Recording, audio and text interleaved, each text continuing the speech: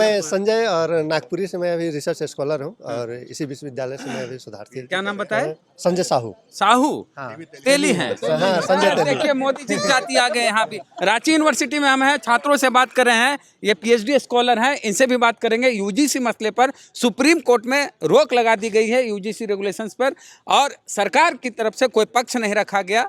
इस पर भी बात करेंगे। क्या कहेंगे साहू जी? जो हमारे देश की जो अभी बहुजन समाज है उसका आप स्थिति देख रहे हैं कि किस तरीक़ा से यहाँ जो 70% से अधिक की भागीदारी रखती है उसको कैसे यहाँ पर दबाया जा रहा है। और ये दबाया आज से नहीं जा रहा है, ये हजारों पुराना इतिहास है, हजारों साल पहले से ये चला आ रहा है।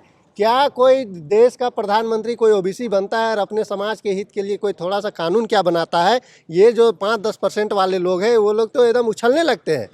और देखिए इन लोगों का लॉबी कितना मजबूत है कि कोई भी अगर हम यदि कोई लड़की को प्रपोज करे तो वो भी टाइम देती है, 2-3 दिन लगाता है कि हाँ या ना बोले।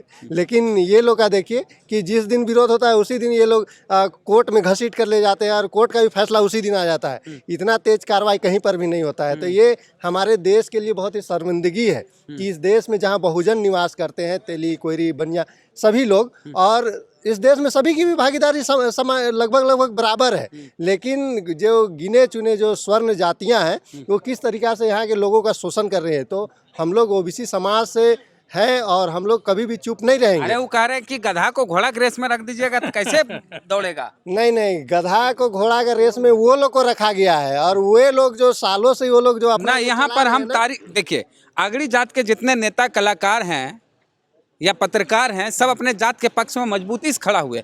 आपके समाज के जो नेता कलाकार हैं वो खड़ा नहीं हुए।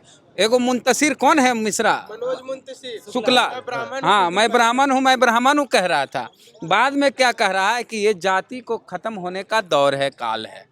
तो विश्वास हाँ नहीं, ये कभी खत्म नहीं होने देंगे। इस देश का प्रधानमंत्री कल तक हृदय हिंदू सम्राट था। गर्व से कहते थे कि हमारा देश का प्रधानमंत्री हिंदू है। डंका बज रहा था जब वही नरेंद्र मोदी यहाँ के जो ओबीसी जो स्वर्ण जाति के लोगों के लिए 10% का जो आरक्षण का बिल लाते हैं तो वे लोग गली गली में नाच डेक करते हैं कि हमारे लिए हमारे मोदी खड़े हैं। और जब वही ओबीसी का जो हितैषी है हमारे प्रधानमंत्री, वो क्या ओबीसी के लिए एक छोटा सा बिल लेकर आते हैं। और एक बात ये ज्ञात होना चाहिए कि बिल लाते हैं उसके बाद बोलिए जो बिल लाते हैं तो उसके लिए देखिए ये लोग तेली बन जाते हैं हमारे देश का प्रधानमंत्री। और मैं खुश मैं कभी पर ये जब इस देश में वे लोग एक बात गढ़ते हैं कि हम लोग सभी हिंदू हैं, सभी एक समान है, एक साथ उठना बैठना है, ये कब हम हिंदू कब से हम तेली बन गए हमें भी नहीं पता चला। तो ये बहुत ही शर्मिंदगी की बात है और हम लोग ओबीसी समाज एकजुट है। और इस बिल का क्या होगा ये बताइए, आप तो पीएचडी कर रहे हैं यूनिवर्सिटी में।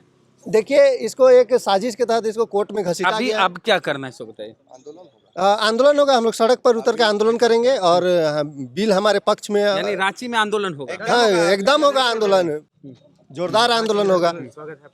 और एक बात कह दे रहे हैं कि देखिए सभी एसटी एससी भाई लोग समझ जाओ कि तुम्हारा कोई वैल्यू नहीं है जी। एकदम तुमको बेइज्जत करके और ओबीसी नेता अखिलेश बाबू, तेजस्वी, चिराग, मायावती, आप लोग किसका नेता? आप लोग तो मुख्यमंत्री मुख्यमंत्री जैसे पद में रहे। जो प्रधानमंत्री का जो सर्वोच्च पद है उसको तेली से कह दिया तो आपको ग्वाला और ये सब शब्द यूज करने में देरी नहीं करेगा। ये बात को तैयार रखिए। तो आप लोग रोड पे आइए। और समाजवादी पार्टी पास अभी पावर है, अब अच्छे संख्या 35 आसपास जीत के आए हैं, उसके बाद एक शब्द नहीं बोले। उनके चाचा बोले, वो कुछ नहीं बोले। कोर्ट तो हमेशा विवाद रहा है। कोर्ट में आपको याद होगा, बता दे रहे वेद भैया कि जिस एक केस में जेल होगा और वही वाले में एक आदमी बेल होगा। ये कोर्ट का दोहरा चरित्र है। और वो कब होगा? जब दलित, एसटी, एससी, ओबीसी होगा। चलिए, आपका क्या नाम बताएं? जी मेरा नाम दयाराम है। दयाराम जी बोलिए। झारखंड का माहौल ये है कि हम लोग सभी लोग, मैं आदिवासी छात्र संघ में काम करता हूँ पिछले 8 सालों से।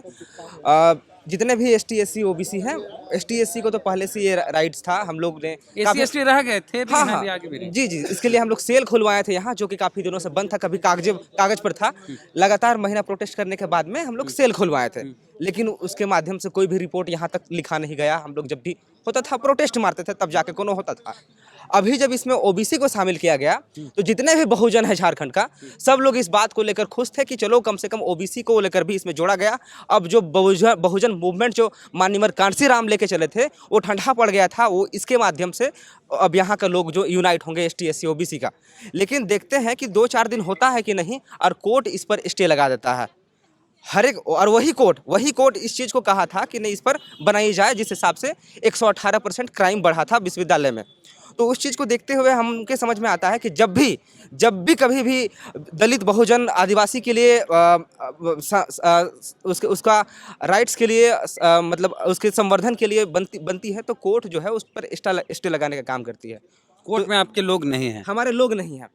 तो अभी का जो अच्छा, अब आरजेडी अब जागा है, राष्ट्रीय जनता दल अब जागा है, राष्ट्रीय जनता दल के फेसबुक, राष्ट्रीय जनता दल अब जागा है। सुमंगली के बाद अब सब खत्म हो गया तो जागने से क्या फायदा। हाँ। पूरा बिहार में अगर देखा जाए तो बैकवर्ड का जो पॉलिटिक्स था वो चरम सीमा पर था, लेकिन उसको भाजपा ये स्वर्ण जाति के लोग ही एक से बढ़कर एक षड्यंत्र लगा करके इनको खत्म करने का काम किया।